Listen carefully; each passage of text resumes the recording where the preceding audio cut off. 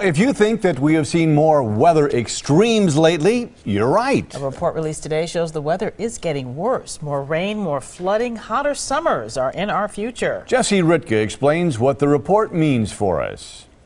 More than 300 researchers and scientists compiled the National Climate Assessment, discussing what is currently happening and what to expect in the future of the Earth's climate. The latest report anticipates more extremes for us living here in the Midwest.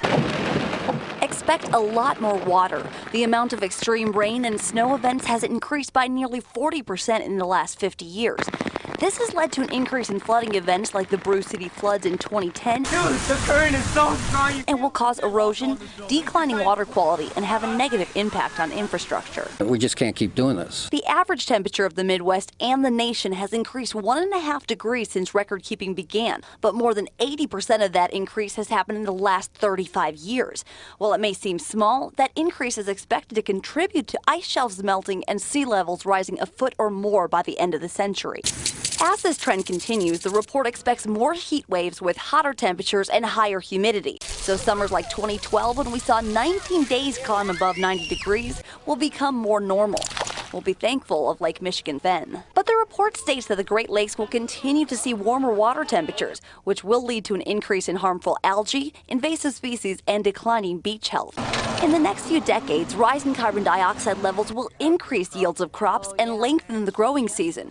But extreme weather events will take away any positive impacts, especially with longer and more intense droughts expected across the rest of the country. The report states that the changes of the last 50 years are primarily due to human activities like auto emissions and factories burning fossil fuels. This scientifically sobering climate change forecast will continue if we don't change.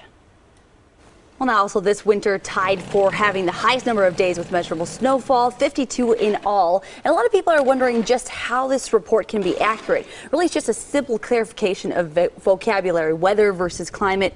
And John, I mean, they're drastically different. It's so much different. And remember, we have to think globally. This is a global problem, not a Milwaukee problem, although Milwaukee and Chicago and the rest of the world is included in it. So climate, long-term building process, and then you get what you build, and that's what we're building up to. And even if we stay right where we are with carbon emissions right now, we're still going to warm to about 4 more degrees by the end of this century. And a lot of times people just think weather, what we've had, that's weather. Climate's the big picture. Mike and Carol? All right, thank you, Jesse.